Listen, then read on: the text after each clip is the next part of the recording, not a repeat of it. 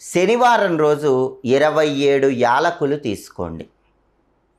ఈ 27 యాలకులు ఒక 10 సెకన్లు కానీ 20 సెకన్లు కానీ నీళ్ళల్లో నానబెట్టండి. అంటే అవి కొంచెం మెత్తగా అవుతాయి.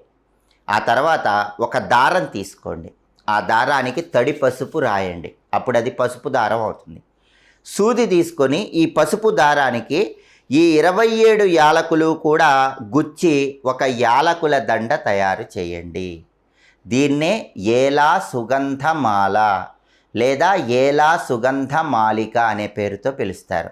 ఇలా 27 యాలకులు పసుపు దారానికి కట్టి ఒక మాలలాగా తయారు చేసి శనివారం రోజు మీ ఇంట్లో వెంకటేశ్వర స్వామి వారి విగ్రహం ఉంటే ఆ విగ్రహానికి, లేదా వెంకటేశ్వర స్వామి చిత్రపటం ఉంటే ఆ చిత్రపటానికి ఈ ఏలా సుగంధమాల అలంకరించి నమస్కారం చేసుకోండి.